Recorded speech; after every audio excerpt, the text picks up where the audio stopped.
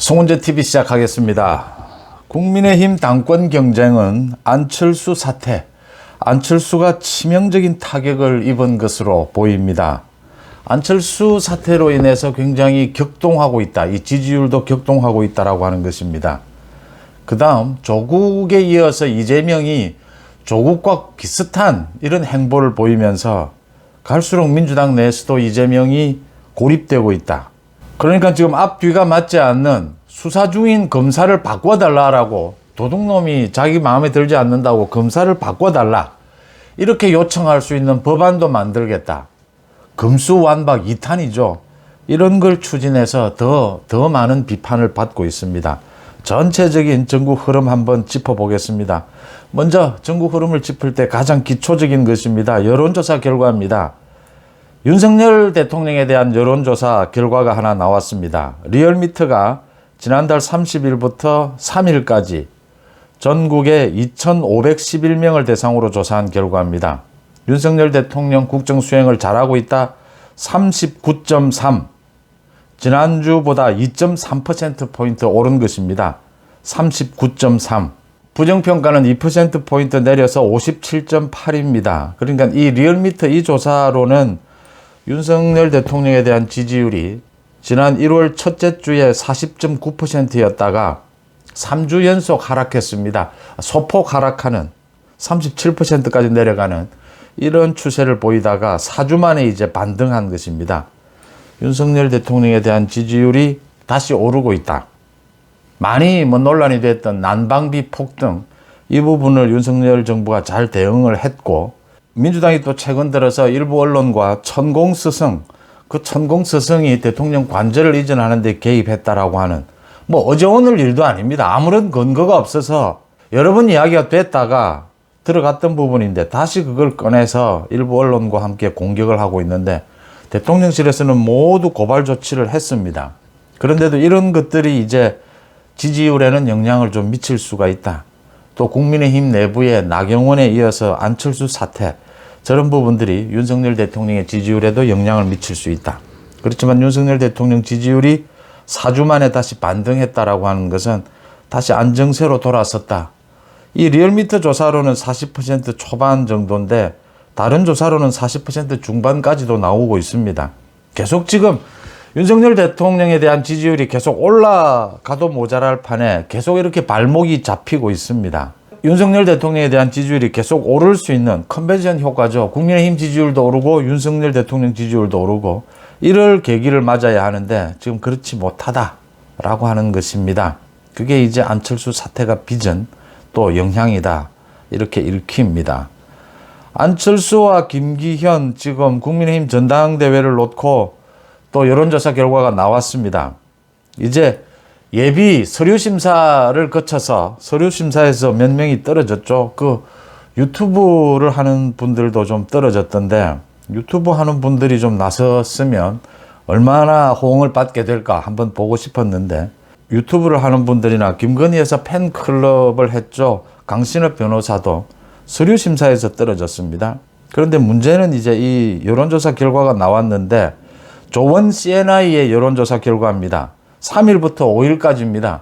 지금 안철수 사태가 있을 3일부터 5일까지, 어제까지 국민의힘 지지층을 대상으로 조사한 결과입니다. 안철수 36.9, 1위입니다. 김기현 32.1, 황교안 9.3, 천하람입니다. 천하람이 8.6입니다. 이렇게 4명이 컷오프를 통과하지 않겠느냐. 8일과 9일 책임당원 6,000명을 대상으로 해서 여론조사 방식으로 예비 경선을 하게 되는데, 컷오프에 이 4명이 통과하지 않겠느냐, 이렇게 보입니다. 안철수, 김기현, 황교안, 천하람, 이렇게 4명입니다. 이렇게 되면 이제 결선 투표가 있을 것이냐 없을 것이냐. 그동안 안철수의 지지율 상승이 굉장히 이렇게 두드러졌는데, 안철수의 지지율 상승이 정체 국면 또는 하락 국면으로 돌아선 것 아니냐, 이렇게 읽힙니다. 지금 국민의힘 지지층을 대상으로 한 조사이기 때문에 책임 당원을 조사한 것으로 이 지역별 편차 이런 부분들을 감안해 보면 김기현 후보가 상당히 앞서 있을 것이다, 이렇게 보이는데, 결선 투표를 가지 않을 정도로 50%를 넘길 수 있느냐 1차 투표에서, 그 부분은 김기현도 자신할 수가 없다라고 하는 것입니다. 그런 상황에서 이제 천하람이 등장을 하고 황교안 대표에 대해서 지지율은 계속 굳건하게 오름세를 보이고 있습니다.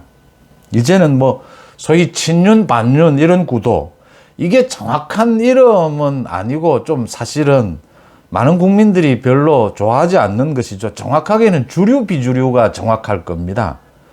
그러니까 주류 비주류 이렇게 이제 나뉘는 구도다. 김기현과 황교안은 주류, 소위 친윤, 반윤, 안철수, 천하람. 안철수는 또 언론 인터뷰에 나와서 그 이야기를 했습니다. 지금 결선 투표가 있기 때문에 굳이 후보끼리 연대할 이유는 없다. 자연스럽게 결선 투표에 가게 되면 천하람과 연대할 수 있지 않겠느냐. 김기현과 황교안은 뭐 당연히 지지자들로 인해서, 당원들로 인해서 결선 투표에 가면 자연스럽게 연대가 되는 것이죠. 이런 구도가 만들어졌다라고 하는 겁니다. 1차 투표에서 50%를 넘길 수 있느냐라는 게 가장 큰 관심거리입니다. 이제 이 김기현과 안철수 양강 구도에서 안철수 사태에 관심이 집중이 되고 있습니다. 윤석열 대통령이 거의 뭐 직접 나선 것이죠. 정무수석을, 이진복을 내세웠다라고 하는 것은 윤석열 대통령이 직접 나선 것이고, 윤 대통령의 육성이 대통령실을 거쳐서 그대로 지금 모두 보도가 되고 있습니다.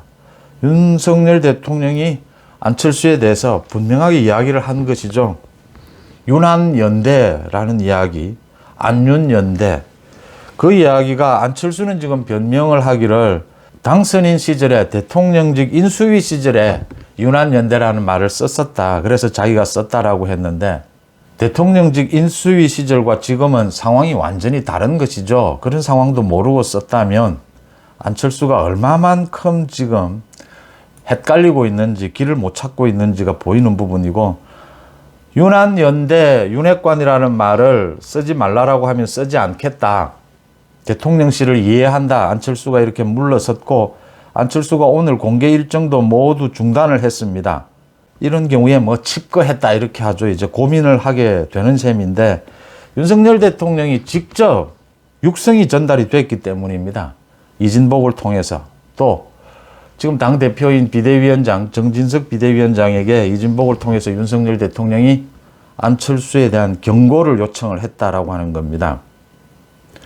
안철수가 앞으로 어떻게 해야 되느냐. 안철수가 지금 뭐 대통령실 입장을 이해한다, 윤한연대라는 말을 쓰지 않겠다 이러는데 참 좀 오만한 겁니다. 그러니까 안철수가 오판을 한 것입니다. 착각을 한 것인데, 윤석열 대통령이 안철수가 그 신영복에 대해서 뭐 위대한 사상가다라고 한 이야기, 이런 사람인 줄, 이런 생각을 가진 사람인 줄 알았다면 후보 단일화도 하지 않았을 것이다. 뭐 이런 이야기까지가 나왔습니다.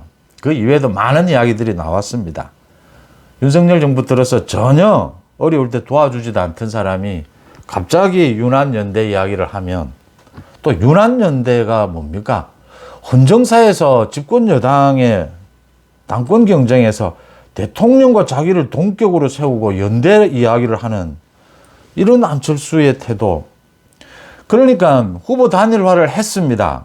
안철수가 합당을 해서 국민의힘에 들어왔습니다. 그때부터 안철수는 당권 도전에 생각이 있었던 겁니다. 그런데 김기현에게 진 겁니다. 지난 8개월 동안. 소위 윤심 경쟁에서.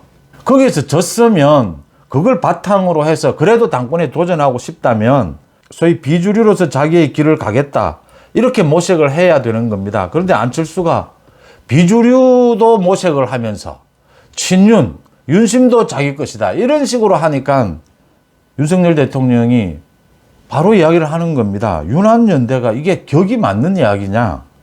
윤한연대 깊은 뜻은 안철수를 신뢰하지 못한다는 것입니다.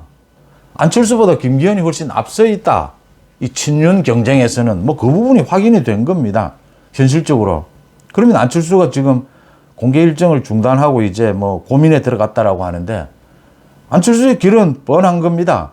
결정적인 실수를 한 겁니다. 지금 대통령에게.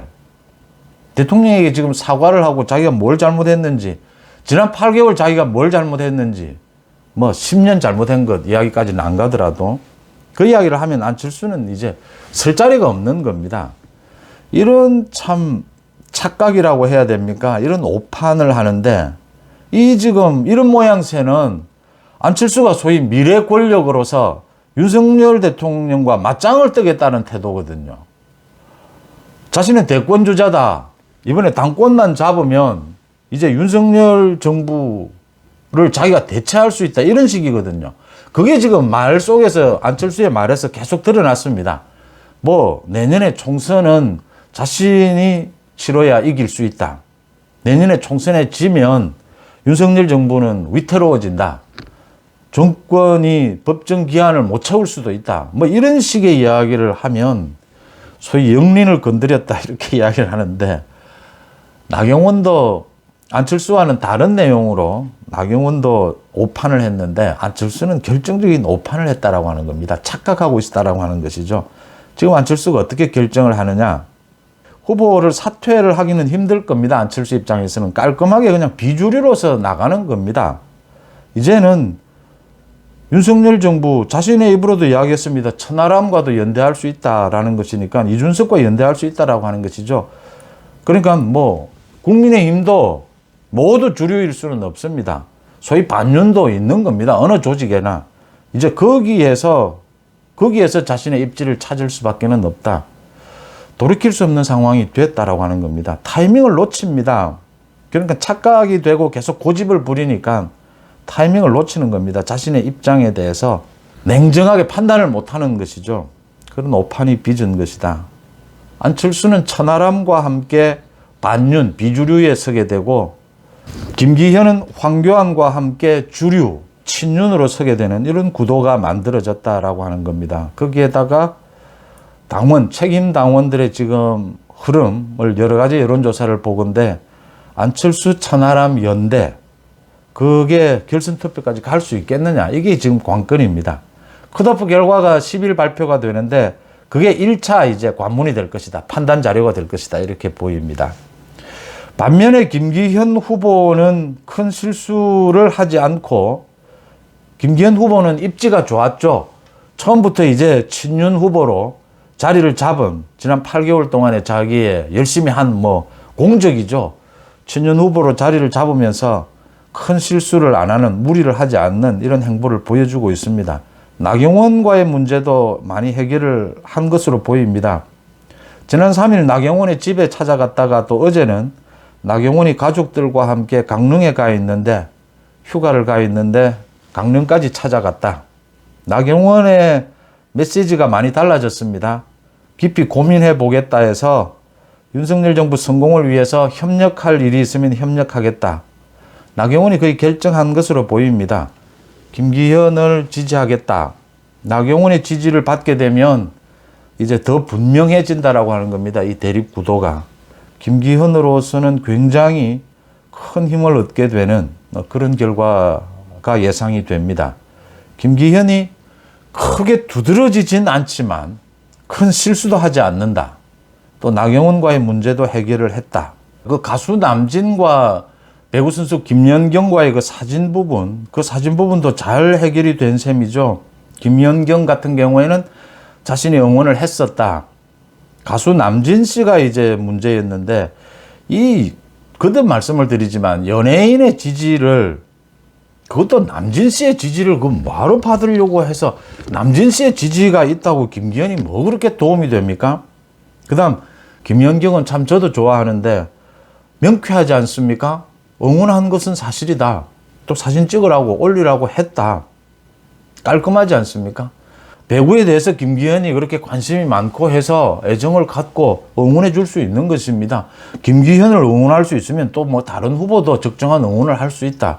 김연경 선수의 그 당당한 태도가 참 보기 좋았다라고 하는 것입니다. 거기에 대비해서 남진 씨가 그 말을 바꾸고 여러 가지 말을, 감정적인 이야기를 하고 하는 것은 참 좀 보기 그렇다. 어쨌든 김기현은 그 문제를 좀 깔끔하게 털면서, 김기현이 그래도 마지막에 그 사과도 하고 한 것이 그 남진 씨나 김연경을 보호해 주기 위해서 그렇게 한 것이다라는 게 드러나서 오히려 그 부분은 손해라기보다는 점수를 딴 게 아니냐, 이런 결과로 맺어지고 있습니다. 안철수 문제가 굉장히 참 딱하게 됐는데 자업자득입니다. 안철수의 오판, 정치력 부재가 빚은 결과입니다.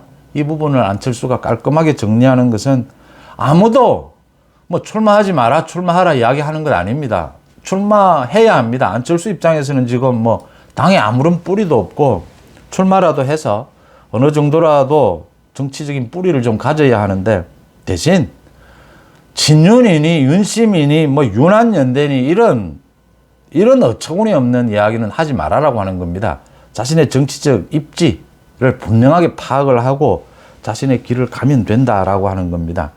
책임 당원들이 판단할 것이다 라고 하는 것이죠. 조국 전 법무부 장관에 대해서 1심 선고가 있었습니다. 징역 2년, 법정 구속을 피했습니다. 이 건으로 인해서 부인인 정경심이 감옥에 있는데 조국까지 감옥에 넣는 것이 맞느냐, 지금 재판부의 판단은 그것인데, 국민들의 여론은 부부가 같이 감옥에 갈 만큼 심각한 것이다. 조국의 죄질도 문제지만 조국이 금수완박, 자신이 잘못해놓고선 반성하기는커녕 자신을 수사하는 윤석열 검찰을 없애버리려고 한 그 태도가 문제였다. 저런 파렴치범은 구속을 시켜야 한다. 그 의견이 설득력이 있습니다. 그런데 조국의 딸이죠. 의사 조민 씨가, 현재는 의사입니다. 조민 씨가 그 김어준 유튜브 방송에 나와서 오늘 오전에 이 이야기를 했습니다. 아빠가 법무부 장관이 아니었다면 자신이 이렇게 고통스러운 일을 당했겠느냐. 또 검찰이나 언론, 정치권에서 자신의 가족들에 대한 지난 4년 동안 정말 가혹하게 했다. 모든 국민 본인들은 스스로에게 아니면 그들의 가족들에게 똑같은 잣대를 적용하는지 그걸 묻고 싶다 이랬습니다. 참 아플 겁니다. 오늘 서울대학교에서 조국에 대해서 징계심사위원회를 연다라고 합니다. 참 국립대학답지 않은 태도입니다. 대학이 자율적으로 자신들의 결정을 할 수 있을 때 대학의 자율성, 대학의 뭐 상아탑이라고 하죠. 존중을 받을 수 있는 겁니다. 재판 결과를 보고 서울대학교가 이런 판단을 한다. 서울대학교가 그러면 서울중앙지법의 산하기관입니까? 그걸 자인한 꼴이 된 겁니다. 참 오늘이라도 징계위원회를 연다라고 하니까 조국에 대해서 아마 이 교수직을 박탈하게 될 겁니다. 또 딸, 아들, 그 고려대학교나 이제 의전원을 제외한 다른 학벌 부분도 취소가 될 것으로 보이고 조민의 의사 면허도 취소가 될 것으로 보입니다. 참 이 가족이 어려움을 당한 이 부분에 대해서 아픈 이야기를 더 보태고 싶지는 않습니다. 딸 입장에서 아빠가 어려움에 처해 있고 엄마는 지금 또 감옥에 가 있고 아플 겁니다. 또 왜 나만 갖고 그래? 왜 우리만 갖고 그러느냐? 지금 뭐 강남에 가면 표창장 하나 사는데 30만 원, 50만 원이면 사는데 남들 다 하는데 왜 우리만 갖고 그러느냐? 아빠가 법무부 장관을 해서 이렇게 4년 동안 고통을 겪은 것 아니냐? 조국이 하던 이야기입니다. 가족끼리는 서로 이렇게 쓰다듬어 주고 또 좀 왜곡된 논리로라도 서로 위안을 받아야 합니다. 이렇게라도 해야 위안을 받을 수가 있습니다. 그건 이해를 합니다. 그런데 가능하면 사회 일반의 평균적인 감정, 감성, 판단, 이성, 상식, 거기에 기초해서 서로가 위안을 받을 수 있다면 그게 그 받는 위안의 강도도 다르고 그 받는 위안으로 버텨나갈 힘도 달라지는 것이죠. 조국이 법무부 장관이어서 이런 시련을 겪는 것이 아니고 비리를 저지른 겁니다. 그게 크든 작든 그 비리에 대해서 조국은 모두 부인을 했습니다. 법무부 장관이라는 사람이, 교수를 했다는 사람이 부인을 하는 데서 더 나아가서 자신을 수사하는 검찰을 박살을 내려고 했습니다. 국민들은 그 부분을 용서하지 않고 있는 겁니다. 국민지금 정서는 그 부분을 인정을 하고 내려놓을 것은 내려놓고 반발할 것은 반박할 것은 반박해도 괜찮습니다. 그런데 인정할 걸 인정하지 않으니까 많은 국민들이 조국, 조민 이 가족이 이야기해도 듣지를 않는 겁니다. 이제는 조국 마찬가지입니다. 이 부분 여기까지는 내가 잘못된 것이었다. 지금 조국이 계속 이야기하는 게 사모펀드는 뭐 크게 나온 게 없지 않느냐, 입시 비리 가지고 그러는 것 아니냐, 그렇게 이야기하지 말고 이 입시 비리 부분에 있어서는 내가 잘못된 부분이 이까지 있었다. 그런데 이 사모펀드니 다른 부분, 좀 과한 부분이 있었던 건 아니냐. 이렇게 이야기를 해야 이게 설득력이 있는 겁니다. 법무부 장관이어서 언론에 문제가 되고 인사청문회에서 문제가 돼서 이게 불거져서 이야기가 된 겁니다. 장관이라고 해서 모든 가족들에 대해서 이렇게 탈탈 털지 않습니다. 검찰도. 그게 이제 검찰의 정무적 판단이죠. 이게 지금 죄가 얼마만큼 있는지 또 지금 확실한 건지 모든 것을 판단해 가면서 검찰도 수사에 착수하고 내사를 하고 난 다음에 수사에 들어가느냐 아니면 중단하느냐 이런 결정들을 하게 되는 것입니다. 인사청문회에서 언론을 통해서 모두 이야기가 된 상황에서 윤석열 검사가 결정을 한 것입니다. 검찰총장이. 이건 수사를 하지 않고서는 도저히 안 된다. 거기에서 그런 수사를 받는 많은 장관들이 있었습니다. 그런데 지금 이렇게 조국 가족들처럼 이런 식으로 되지는 않습니다. 왜냐하면 인정할 건 인정하고 국민 앞에 숙일 건 숙이고 또 반박할 것이 있다면 이건 너무나 억울하다. 이렇게 해서 문제들을 풀어갑니다. 그런데 조국은 이걸 가지고 대한민국 검찰을 없애버리려고 한 겁니다. 검수완박을 해버리겠다라고 한 겁니다. 조국부터 시작이 된 겁니다. 그러니까 국민들의 여론이 용서하지 않는다라고 하는 것이고 조국 가족들도 아프고 힘들겠지만 그런 상식선에서 판단을 해서 버텨나가는 것이 조국이 지금 뭐 2년 선고를 받고 난 다음에도 뭐 이 어려운 시기를 자기가 뭐 반딧불처럼 헤쳐나가겠다 뭐 또 이런 표현을 해서 이야기가 되고 있는데 어려운 시기는 자초한 겁니다. 그렇게 행동하지 않습니다. 과거를 돌아보고 자신을 돌아보고 내려놓아야 할 것이 있다면 내려놓고 정말 억울한 것이 있다면 내려놓을 것을 내려놓을 때 억울한 것을 말하는 것이 설득력을 가집니다. 국민들이 듣게 되는 겁니다. 지금은 무슨 말을 해도 듣지를 않습니다. 이런 조국의 행태, 이 조국 사태의 이 행태, 검수완박, 이걸 지금 그대로 이재명이 하고 있습니다. 이재명이 지금 장외 집회까지를 했는데 이 장외 집회를 끌어가야 하는데 끌어갈 동력이 있느냐라고 하는 겁니다. 누가 이걸 지금 민주당 당원들도 누가 이걸 이재명 개인 비리에 대해서 장외 집회에 계속 이렇게 호응해 주겠느냐라고 하는 것이고 이재명이 지금 검찰의 권한을 대폭 축소하는 법안을 준비하라 라고 이야기를 해서 민주당의 뭐 검찰 독재 정치 탄압 대책위에 이 지금 추진을 하고 있다라고 합니다. 이 법안이 수사 중인 검사가 좀 마음에 안 든다라고 하면 이 검사도 기피 신청을 할 수 있게 지금 판사에 대해서 재판부에 대해서는 기피 신청을 할 수가 있습니다. 친인척 관계가 엮인다든지 이러면 기피 신청을 할 수 있게 되는데 검사에 대해서도 그렇게 할 수 있게 해달라. 그 다음 검사의 이름과 연락처를 법으로 공개하자. 이거 지금 자신들이 공개를 해서 논란을 빚었죠. 또 영장실질심사를 할 때 검찰 측의 증거를 사전에 모두 피고인과 변호인 측이 열람할 수 있게 하고 피의사실 공표, 이게 의심이 될 경우에는 법원에 막아달라고 신청할 수 있는 법안, 이런 법안을 만들겠다. 지금 추진을 하고 있습니다. 당연히 당내 또 반발이 일고 있습니다. 이게 법이냐라고 하는 겁니다. 이게 지금 피의사실 공표, 포토라인에 세우는 것, 이건 모두를 조국이 자기 장관일 때 모두 막았습니다. 자기가 포토라인에 서기 싫고 피의사실 공표가 문제가 있다. 피의사실을 공표하는 것, 이재명에 대해서 피의사실이 많이 공표된다라고 불만을 터뜨리는데 저기 부산에 어디 잡범 누가 있다라고 합시다. 그 사람에 대한 피의사실 아무도 공표 안 합니다. 공표해도 아무 언론도 쓰지도 않습니다. 그런데 이재명에 대해서 피의사실이 있으면 언론이 대서특필을 합니다. 또 검찰이 적정한 부분 공표를 하죠. 알려주죠, 기자들에게. 왜 그럴까요?